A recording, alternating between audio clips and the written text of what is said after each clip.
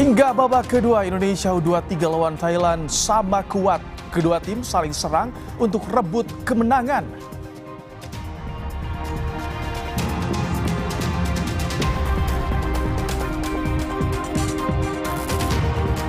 Hasil lapor diplomat muda telah dikantongi polisi, namun ponsel Arya hingga ransel belum ditemukan.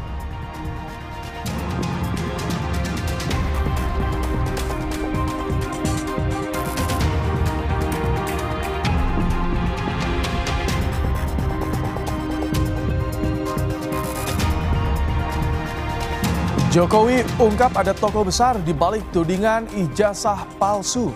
Jokowi sebut semua sudah tahu.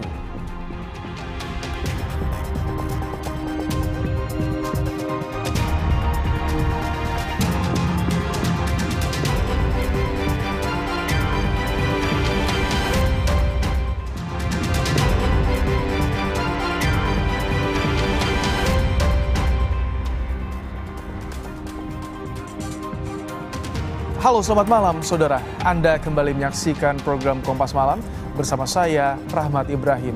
Selain 3 informasi tadi, kami juga masih memiliki informasi menarik lainnya untuk menemani malam hari Anda. Langsung saja kita simak informasi pertama di Kompas Malam, saudara. 90 menit, Timnas Indonesia U23 versus Thailand, skor sementara sama kuat 1-1. Sempat ketinggalan, Garuda Muda menyamakan kedudukan lewat gol Jens Raven.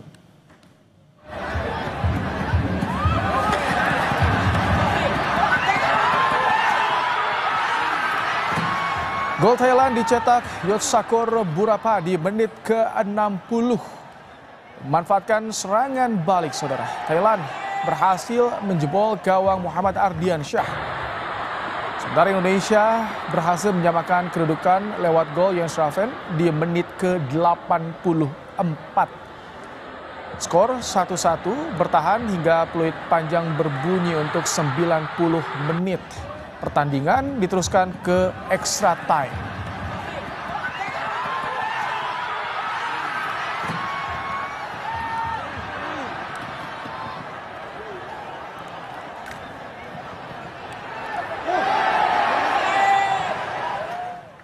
Indonesia masih bermain imbang 1-1 melawan Thailand di babak semifinal Piala AFF U23. Seperti apa suasana di Stadion Gelora Bung Karno, Jakarta? Ada jurnalis Kompas TV, Rahma Piliang dan Febri James. Selamat malam, Rahma. Bisa digambarkan bagaimana situasi di sana? Kita semua deg-degan, Rahma. Iya, Mbak Im dan juga saudara, tidak hanya Anda, Mbak Im dan juga saudara yang ada di studio dan juga di rumah yang deg-degan, kami di sini yang meliput juga di Stadion Utama Gelora Bung Karno ikut deg-degan. Apalagi kita melihat tadi ya, di menit 60 gawang Indonesia ini dijebol oleh Thailand, tapi ada balasan yang diberikan oleh Raven begitu di menit 84. Indonesia bisa menyamai kedudukan di 1-1 dan kita masih menunggu bagaimana lanjutannya.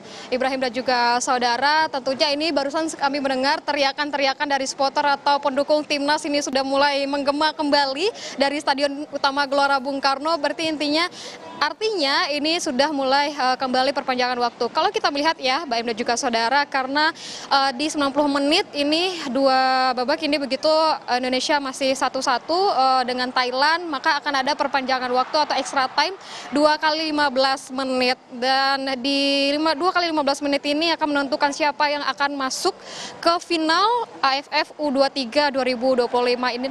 Tapi Ibrahim dan juga saudara, kalau misalnya di 2 kali 15 menit ini tidak ada satupun yang bisa lebih unggul begitu ya, maka akan ada penalti yang akan menentukan siapa yang akan masuk ke final yang nantinya akan melawan Vietnam. Kalau kita ketahui juga ya, Mbak Im dan juga saudara, sebelum Indonesia melawan Thailand pada pukul 8 ini, sebelumnya ini ada pertandingan juga, itu adalah Vietnam melawan Filipina, di mana Vietnam ini menang melawan Filipina dan dipastikan ini sudah masuk ke final, dan kita menunggu siapa yang akan bisa menjadi lawannya Vietnam, apakah ini Indonesia atau Thailand begitu Ibrahim. Tapi kita bisa, kalau misalnya saya menggambarkan begitu ya, di luar ini memang banyak dari supporter juga yang masih memantau begitu walaupun tidak bisa masuk ke dalam Stadion Utama Gelora Bung Karno. Memang untuk euforianya untuk para penonton atau supporter ini masih ada juga di sekitaran Gelora Bung Karno begitu Mbak Im dan juga saudara. Kita akan tunggu bagaimana jalannya pertandingan nanti, extra time-nya yang diberikan begitu, apakah Indonesia bisa menang atau ini bisa masuk ke final AFF U23 2025 atau ini Thailand begitu. Tapi kita berharap Indonesia ini bisa menang, bisa melawan nanti Vietnam di final nanti AFF U23 2025. Ibrahim. Rahma, Anda kan tadi beberapa kali mewawancari penonton, ada sih yang disiapkan oleh penonton di semifinal ini. Kita berharap tentu kita lolos ke final. Nanti seperti apa euforianya di sana, Rahma? Iya, Ibrahim dan juga saudara, memang sebelum pertandingan ini dimulai begitu ya, saya ini sempat mewawancarai atau ngobrol bersama beberapa supporter atau penonton begitu sebelum mereka masuk ke Stadion Utama Gelora Bung Karno.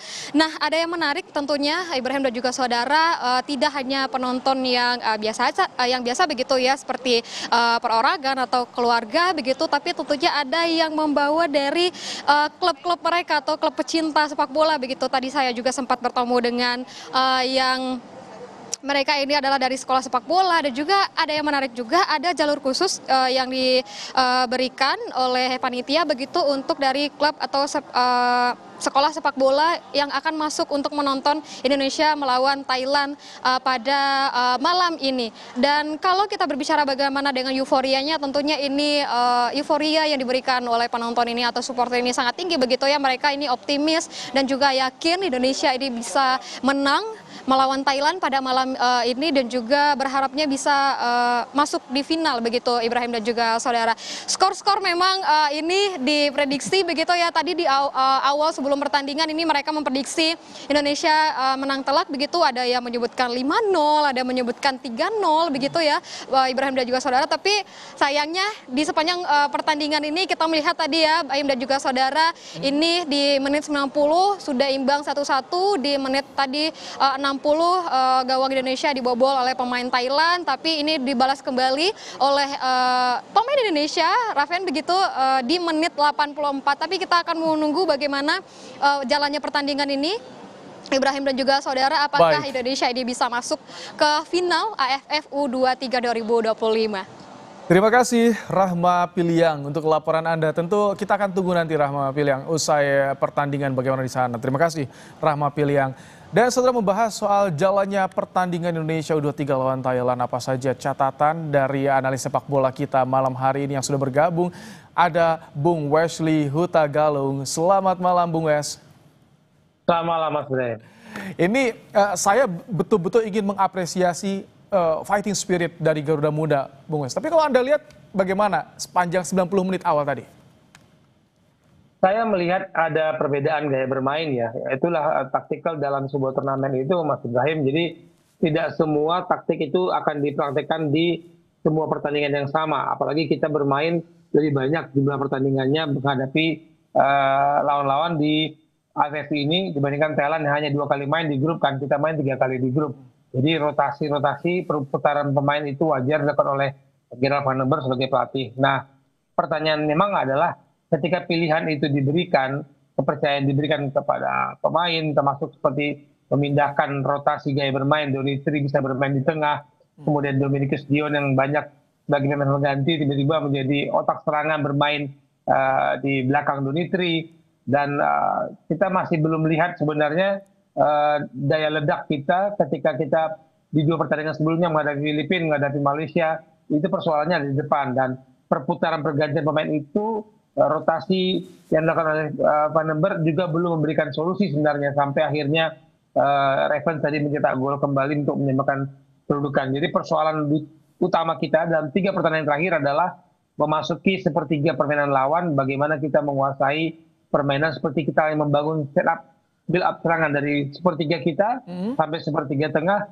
tapi kita mentok di sepertiga pertahanan lawan. Oke, tapi kalau kita lihat tadi beberapa peluang emas tercipta, Jens Raven bahkan ada yang mengenai tiang sebelum tadi mencetak gol. Ini artinya sudah ada kredit poin tentu, positif ya untuk lini serang kita. Ya, meskipun hanya lewat sundulan dari belakang ya, tapi 8 kali percobaan satu tembakan on target di babak pertama itu tidak memperlihatkan juga efektivitas serangan, karena kita sangat menguasai permainan loh. Iya, betul. 79 sampai 80% penguasaan bola, dan operan bola kita kan jauh sekali. Thailand tuh tidak sampai 100 kali nyentuh bola, ngoper bola. Kita 300-an memberikan bola. Berarti kita benar-benar menguasai permainan. Tapi kan ujung-ujung dari sebuah pertandingan adalah mencetak gol. Semakin sering kita melakukan tembakan, semakin sering kita mencapai on target, semakin besar peluang mencetak gol. Nah, ini yang kita harus lihat betapa persoalan itu menjadi catatan di AFF U23 ini tahun ini. Dengan passing mencapai 670 lebih, penguasaan bola 74%. Artinya belum begitu efektif Garuda Muda di malam hari ini. Iya, efektifnya dari belakang sampai tengah dengan perubahan-perubahan permainan yang dilakukan, dan kita harus memberikan acungan jempol ya kalau saya lihat bagaimana Rahmat Arjuna itu bisa mengambil tempat Donitri yang ditaruh di tengah, kemudian Ahmad Maulana bisa membantu serangan bersama Robby Darwish. Ini ada sebuah perubahan yang menarik dan sudah menghasilkan sebuah permainan yang mendominasi. Tapi ujung-ujungnya kemana kita harus memperlihatkan ketajaman kita, dan itu belum terlihat di sampai perpanjangan waktu. Ini di akhir-akhir babak kedua, Vandenberg sudah mulai memasukkan sekitar 4 pemain. Bagaimana Anda melihat rotasi 4 pemain ini yang dimasukkan? Kita kaget ya, ada 4 center back di dalam lapangan kita, tapi dua-duanya menjadi tengah karena Vandenberg mungkin melihat kebutuhan adalah bola-bola atas.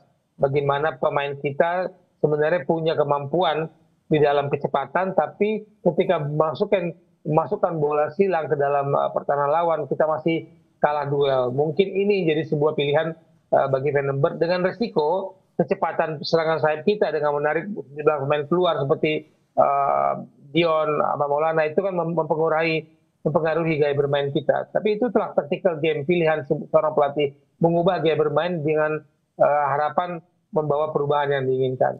Artinya ini kalau misalkan kita melihat dari beberapa pertandingan sebelumnya, Malaysia, Filipina, Thailand, ini artinya 3 pertandingan ini memang menjadi ujian sesungguhnya bagi Garuda Muda, Bung Wes.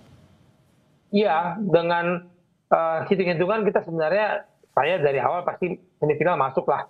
Dan pilihannya antara Vietnam dan Thailand, dan Vietnam sekarang sudah nunggu di final. Tapi kalau melihat cara kita bermain seperti ini, kita sebenarnya tidak lagi bisa dikatakan kalah bersaing. Kita dari segi permainan kita bagus, kita menarik. Cuman di pertandingan kali ini, Mas Ibrahim, saya melihat Thailand tahu cara bermain untuk terjun di turnamen. Apalagi mereka punya waktu istirahat, jumlah pertandingan yang lebih sedikit, dan itu menguntungkan secara kebugaran di pertandingan semifinal itu. Kalau soal tadi jarak kerapatan antar lini, bagaimana di sini Anda melihatnya? Cukup bagus ya dari belakang sampai tengah saya katakan, tapi di depan antara Raihan Hanan, Revan, kemudian Rahmat Arjuna, itu yang kurang mendapat sokongan dari belakang karena sangat bertumbuh kepada Donitri dan Dominikus Dion. Kerap kalau menurut saya di babak pertama tadi sebelum dia diganti itu kadang telat mengambil keputusan. Momentum lewat ketika rekannya terutama dari sisi kiri, ketika Rahmat Arjuna sudah mendapatkan ruang untuk bergerak masuk, tapi dia mendelay bola dan membelokkan arah. Itu memang sebuah ujian kematangan anak muda ya. Jadi ketika dari lini kedua hingga lini serang kita, apa sih sebetulnya yang menjadi kendala? Apakah masih ada keraguan-raguan dari lini tengah kita untuk suplai bola ke depan, Bung Wes? Saya melihat bukan keraguan-raguan, karena memang ya gaya bermain kita seperti itu ya. Sebelum-sebelumnya Donitri bermain di kiri. Ketika saya ingat menghadapi Filipina, Donitri tadi keluar menit 70-an, langsung daya gempur kita hilang dari sisi kiri, semua bertubuh kanan.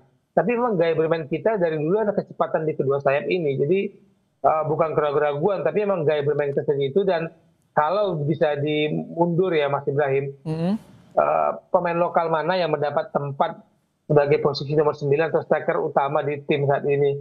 Pemain lokal mana yang mendapatkan kepercayaan itu sehingga dia menit bermainnya banyak dan dia mendapatkan sebuah kesempatan untuk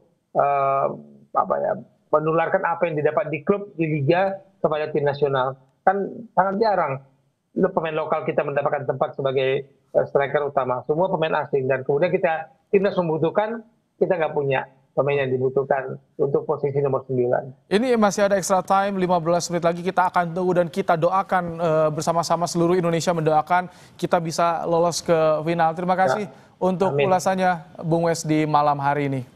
Terima kasih Mas. Setelah hasil lapor diplomat muda telah dikantongi polisi, namun ponsel Arya hingga ransel belum ditemukan. Pembahasannya kami hadirkan sesaat lagi.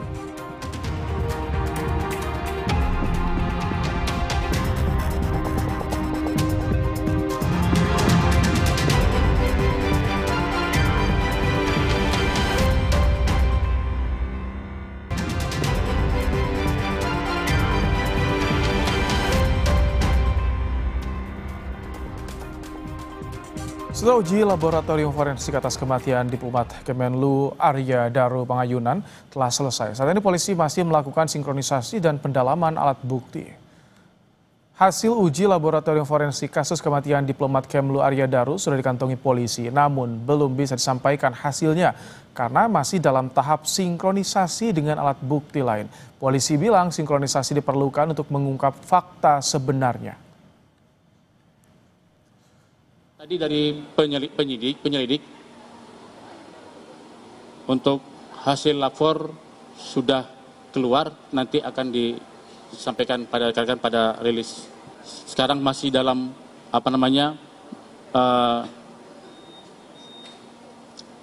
mensinkronisasi, kemudian mengumpulkan semua alat bukti, ya kan, untuk menemukan fakta sebenarnya bagaimana.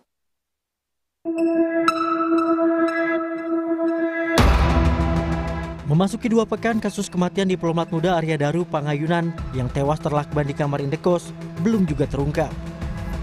Salah satu yang disorot kini adalah keberadaan Arya Daru di rooftop kantor Kemenlu. Polisi menyebut saat di rooftop Kemenlu pada 7 Juli 2025 pukul 21.43 WIB, Arya Daru sempat membawa tas, namun tas tersebut tak kembali dibawa saat meninggalkan rooftop. Satu hal lainnya yang kini jadi pertanyaan adalah misteri keberadaan telepon genggam Arya Daru. Kabid Humas Polda Metro Jaya, Kombes Ade Ari bilang HP Arya belum ditemukan. Padahal keberadaan HP Arya Daru bisa mempermudah penyelidikan dengan penelusuran digital forensik. Belum. Tadi kami sampaikan kami tidak menemui hambatan dalam proses ini. Ya. Ketua Harian Kompolnas Arief Wicaksono menyampaikan temuan baru dari hasil penyelidikan polisi di TKP Indekos Arya Daru. Arief bilang HP Arya Daru off pada 7 Juli 2025 pukul 21 WIB. Hal itulah yang membuat istrinya cemas sehingga meminta penjaga kos mengecek kamar Arya Daru. Namun HP Arya Daru belum ditemukan hingga kini. Tahu-tahu telepon beliau itu jam 21.00 itu off karena tidak tahu sebabnya kenapa, dan penyidik juga ketika mendatangi TKP di kamar kosan, kalau nggak salah kamar 105 di Kondia, di kosan tersebut itu tidak menemukan ponsel. Polisi kini telah mendapatkan hasil lapor kasus kematian diplomat muda Arya Daru Pangayunan. Hasil pemeriksaan lapor ini bisa menguak misteri tewasnya sang diplomat muda. Tim Liputan Kompas TV. Untuk mengulas fakta baru yang terungkap dari kasus kematian diplomat muda Arya Daru, kita sudah bersama dengan pengamat kepolisian dari Institute for Security and Strategic Studies, ISES, Bambang Rukminto. Selamat malam Pak Bambang. Malam Ibrahim. Ini ada beberapa temuan, jadi fakta juga soal adanya HP yang off, kemudian juga HP yang hilang, belum ditemukan nih Pak Bambang. Bagaimana Anda melihat soal ini? Ya, saya sangat menyayangkan sekali ya terkait dengan kematian diplomat muda ini, sekian lama juga belum disampaikan hasil penyelidikan terkait dengan penyebab kematian maupun progres penyelidikannya masih terbatas sampai di situ saja, itu belum final. Artinya memang ada kendala-kendala yang mungkin terjadi di kepolisian gitu. Kendalanya apa itu sebenarnya juga harus disampaikan terkait dengan temuan-temuan baru itu sepertinya bukan hal yang aktual ya, karena terkait dengan digital forensik misalnya, tentu kepolisian tidak hanya memiliki perangkat yang lebih canggih untuk melakukan pelacakan terkait di mana handphone Daru ini, almarhum ini berada. Terakhir komunikasi seperti apa tentunya bisa dideteksi melalui digital forensik dan bekerja sama dengan provider kartu nomor dari almarhum, misalnya seperti itu. Tapi kan sampai sekarang itu juga belum terungkap. Dan yang lebih lagi terkait dengan hasil otopsi, apa penyebab kematian yang sebenarnya dari Daru ini gitu loh. Apakah memang benar-benar lakban itu benar-benar menyebabkan gagal nafas, terus kemudian kapan lakban itu dilakukan isolasi menggunakan lakban itu oleh yang bersangkutan, itu sebenarnya juga harus lebih dikejar gitu loh.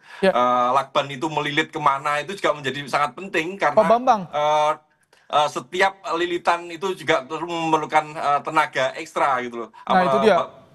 Iya. Itu kan sampai sekarang juga belum terungkap kan. Makanya kalau kemudian sampai sekarang Polda Metro belum menyampaikan secara gamblang, ini tanda kutip ada apa gitu loh. Jangan-jangan ini hanya diundur-undur untuk mengalihkan isu yang lebih vital terkait dengan beberapa kasus yang sekarang ini dilakukan penyelidikan oleh Polda Tapi kalau Metro. misalkan Misalnya, tadi Pak Bambang, kalau misalkan dari Kabid Humas bilang tidak ada kendala dari penyelidikan kasus ini sebetulnya. Apakah nanti ketika hasil lapor sudah dikantongi, ini sudah bisa mengungkap fakta atau apa yang terjadi sebetulnya di sana?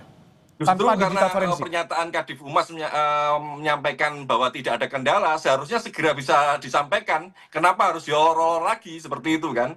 Artinya kenapa muncul pertanyaan di masyarakat, kenapa ini kalau sudah jelas tidak segera disampaikan ke publik gitu. Akhirnya dengan mengulur-ulur waktu untuk menyampaikan, untuk membuka ke publik, ini akan memunculkan persepsi-persepsi kemana-mana kan. Asumsi-asumsi liar bahwa ini terkait dengan konspirasi, tindak pidana TPPO misalnya seperti itu dan yang lain-lainnya seperti itu. Kalau dan ini kalau diterus-teruskan akan menjadi blunder bagi Polda Metro sendiri seperti itu. Makanya Polda Metro seharusnya memang segera menyampaikan kalau sudah gamblang gitu loh.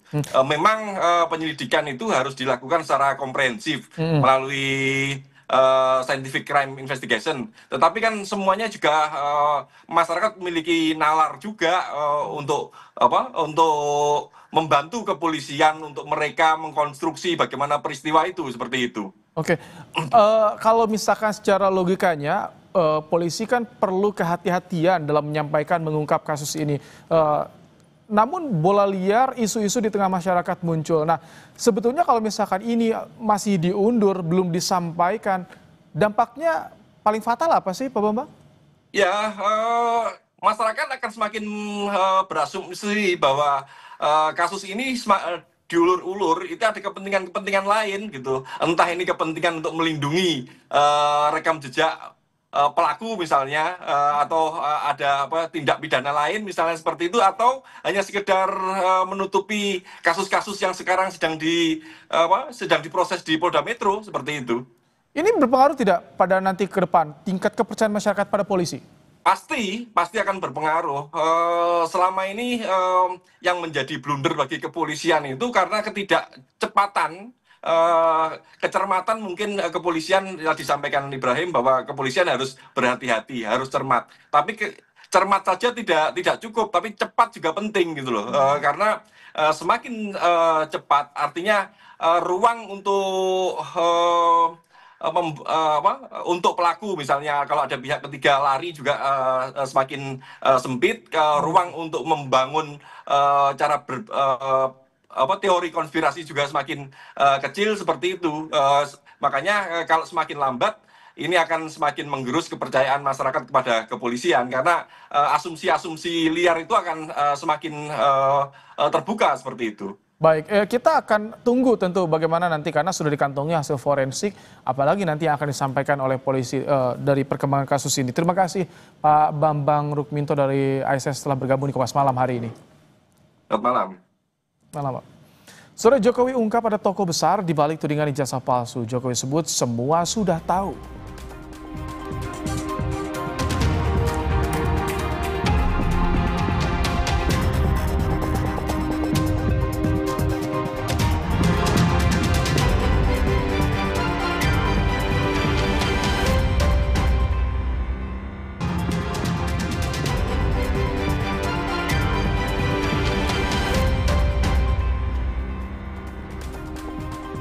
Saudara, Camat Pagar Gunung bersama 20 kepala desa terjaring operasi tangkap tangan ke Jatilahat, Sumatera Selatan lantaran diduga menyalahgunakan dana desa untuk disetorkan ke oknum aparat penegak hukum.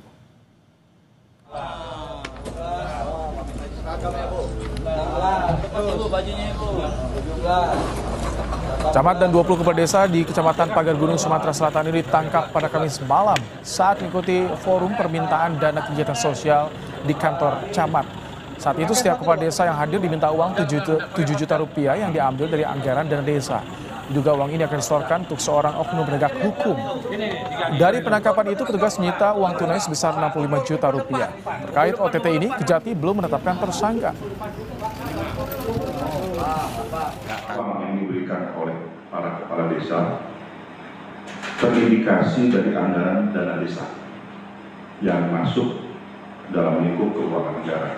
Para penyidik kami masih mendalami dugaan aliran dana kepada oknum penegak hukum serta akan menelusuri sudah berapa kali praktek seperti ini terjadi.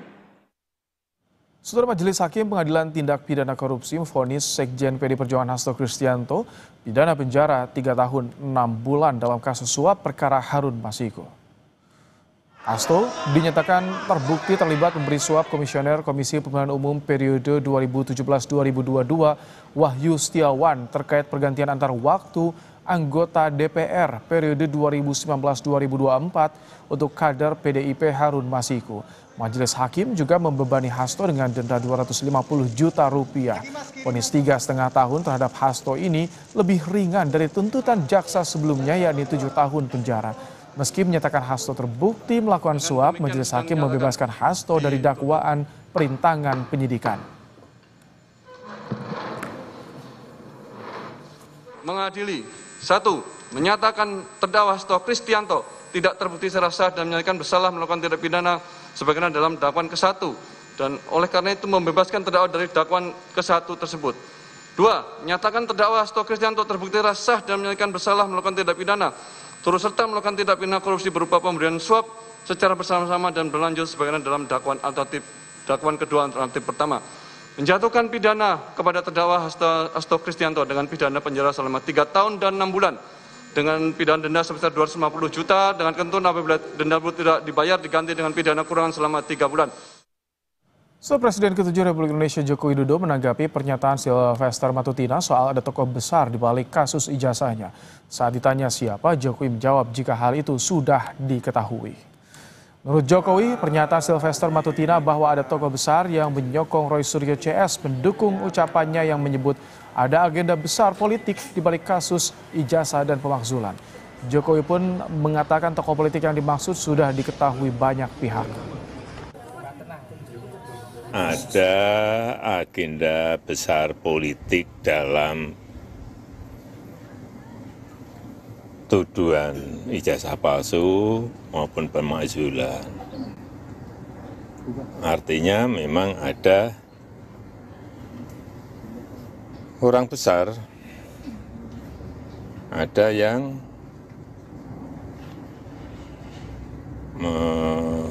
backup. Mengarah kemana? Mengarah ke... Ya,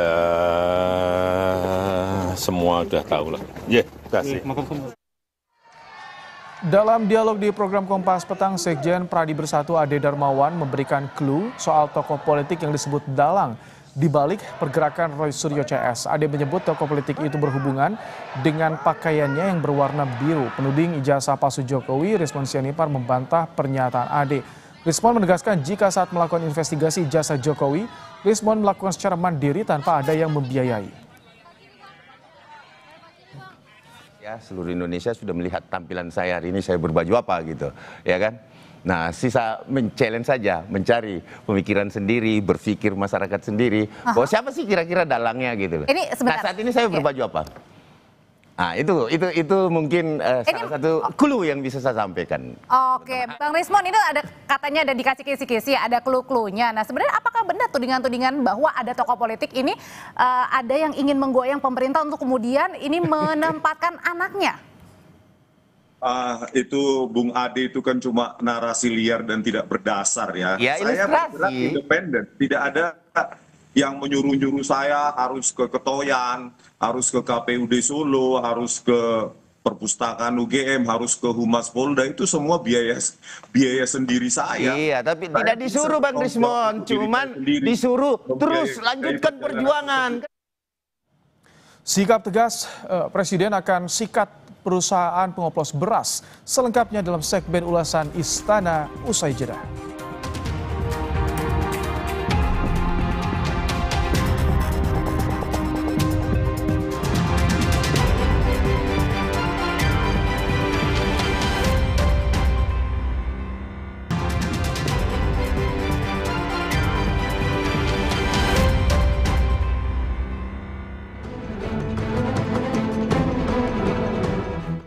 Kalau penggiling padi tidak mau tertib, tidak mau patuh kepada kepentingan negara, ya saya gunakan sumber hukum ini. Saya katakan saya akan sita penggiling padi itu. Sebanyak 212 merek beras diduga bermain licik di balik kemasan cantik. Beras biasa disulap menjadi beras medium bahkan premium. Presiden pun naik pitam memerintahkan jajarannya menindak kejahatan ini tanpa pandang rupa. Tapi pertanyaannya, siapa harus bertanggung jawab? Soal jual beli beras tak sesuai ini, siapa bisa menjawab? Kita ulas lengkapnya. Bersama saya, Cindy Permadi, inilah ulasan Istana. Presiden Prabowo Subianto geram. Secara keras, ia menuding para pelaku pengoplosan beras sebagai pengkhianat bangsa. Presiden bilang, pengusaha curang yang mencari untung di tengah derita merupakan parasit. Bagaimana tidak? Kerugian negara hingga 100 triliun rupiah per tahun ini, kata Presiden, seharusnya bisa digunakan untuk memperbaiki 100.000 sekolah atau memuluskan program makan bergizi gratis. Ia pun memerintahkan Kapolri dan Jaksa Agung untuk segera menyeret pelakunya ke ranah hukum. Saya minta Jaksa Agung sama Kapolri usut dan tindak. Ini pidana.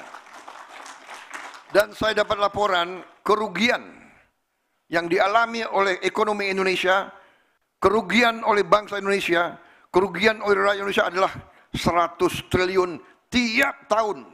Menteri Keuangan, kita setengah mati cari uang. Setengah mati. Pajak inilah, biaya cukai inilah dan sebagainya. Ini 100 triliun kita rugi tiap tahun. Dinikmati oleh hanya 4-5 kelompok usaha. Temuan ini bermula dari adanya anomali kenaikan harga beras di lapangan pada 1 hingga 2 bulan lalu. Menteri Pertanian Andi Amran bilang, terjadi penurunan harga di penggilingan atau petani, tapi justru harga beras melonjak di tingkat konsumen. Apalagi keanehan ini berlangsung di tengah tingginya produksi beras nasional. Kementan pun melakukan uji sampel terhadap 268 merek beras di 13 laboratorium. Hasilnya 212 diantaranya tidak sesuai dengan standar mutu dan takaran. Ada yang tak sesuai mutu, tidak sesuai HET, ada pula yang tak sesuai berat kemasan. Ini 85% yang tidak sesuai standar. Ada yang dioplos, ada yang tidak dioplos, langsung ganti kemasan. Jadi ini semua beras curah tetapi dijual harga premium. Beras curah tapi dijual harga medium. Dan labnya kami pakai 13 termasuk Sukopindo. Ada 13 seluruh Indonesia karena kami khawatir kalau ada beda hasil dari lab. Jadi kami sangat hati-hati Bu Ketua. Dalam rapat kerja bersama Menteri Perdagangan, anggota Komisi 6 DPR RI fraksi Partai Golkar, Fernando Haganinduto pun mempertanyakan sistem pengawasan pemerintah. Bahkan ia mencurigai adanya kartel pada sektor distribusi dan grosir di balik masifnya beras oplosan. Pertanyaan saya gini Pak, bagaimana pengawasan dari Kementerian Perdagangan Pak? Ini kok bisa terjadi seperti ini? Artinya jangan-jangan Pak Menteri, ini ada kartel Pak di jalur distribusi dan grosir ini Pak. Kok bisa ada oplosan seperti ini? Ini bagaimana Pak pengawasan dari Kementerian Perdagangan? Karena kenapa Pak saya pertanyakan ini? Karena ini dampaknya ke rakyat Pak. Mana ada orang Indonesia yang tidak makan nasi Pak? Pengawasan dan stabilisasi harga beras merupakan kewenangan Badan Pangan Nasional atau Bappenas. Kepala Bappenas, Arief Prasetyo Hadi menjelaskan, pemerintah sebenarnya punya mekanisme pengawasan terhadap setiap beras yang dikemas, yaitu melalui produk segar asal tumbuhan atau PSAT registrasi agar dapat dilacak. Pengusaha padi yang mau meluncurkan merek pun harus melalui uji laboratorium. Semua. Jadi Badan Pangan punya namanya OKKPD ya, di setiap pemerintah kabupaten kota itu. Kalau pemerintah pusat Badan Pangan Nasional, kalau di daerah ada Dinas Urusan Pangan. Nah, teman-teman di daerah itu juga mencek ya. Artinya pada saat brand itu mau launch itu sudah ada misalnya brand tertentu, kemudian isinya berasnya beras panjang atau beras bulat atau aromatic rice atau apa, itu sudah ada di situ. Ya, kemudian filter berikutnya pada saat ingin berjualan di modern market biasanya itu juga dicek juga. Menindaklanjuti arahan Presiden, Kejaksaan Agung pastikan bakal memberantas pelaku beras oplosan sesuai dengan kewenangan Kejagung. Kini Kejagung tengah mengkaji perkara beras oplosan untuk mengkategorikan jenis tindak pidananya sambil berkoordinasi dengan satuan kerja terkait.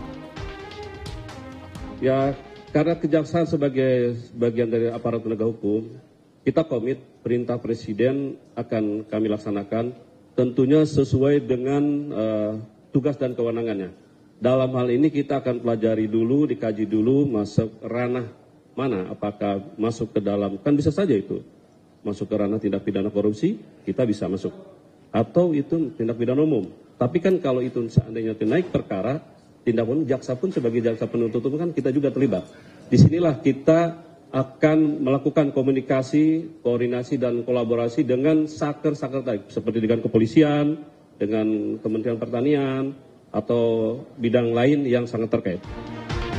Yayasan Lembaga Konsumen Indonesia atau YLKI mengaku sudah pernah menerima aduan masyarakat terkait ketidaksesuaian mutu dan takaran beras di pasaran selama beberapa tahun kebelakang.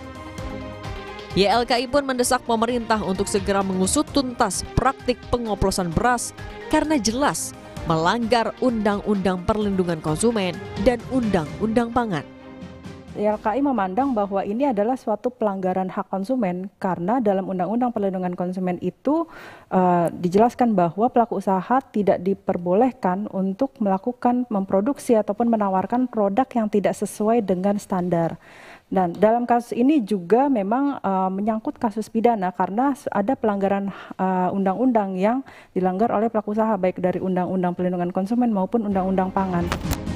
Tindakan mencurangi kualitas dan takaran beras sudah pasti menyakiti hati jutaan rakyat. Pemerintah harus bertindak tegas mengawasi produksi beras secara lebih dekat. Meski diklaim tak berbahaya, beras oplosan tetap saja bikin publik merugi. Negara tak boleh kalah dengan mereka yang sedang berpesta di atas penderitaan rakyat. Cindy Permadi, Anggi Mendarwan, Kompas TV, Jakarta. Israel persulit bantuan anak-anak dan bayi di Gaza alami malnutrisi.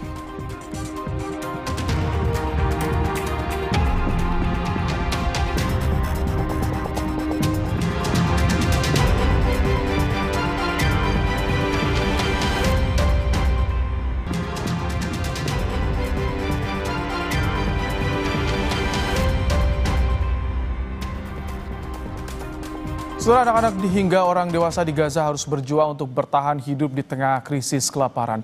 Kondisi malnutrisi kian meluas akibat blokade pasokan bantuan Israel.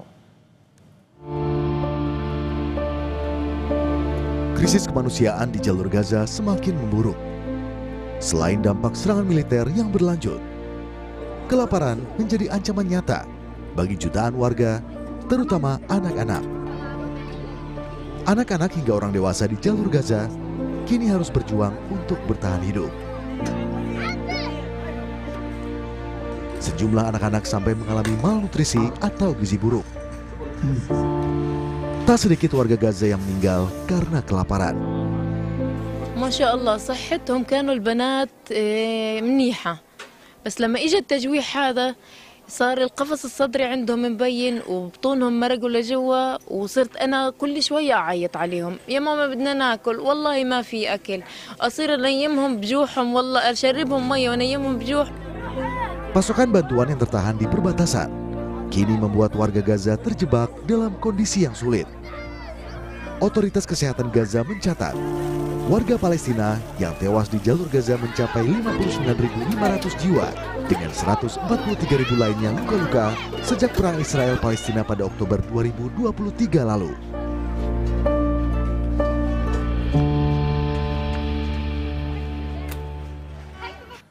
Setelah informasi tadi jadi penutup sajian Kompas malam hari ini. Dan jangan lupa cukupi kebutuhan air mineral Anda setiap hari dan rasakan kesejukannya. Saya Rahmat Ibrahim, terima kasih. Sampai jumpa.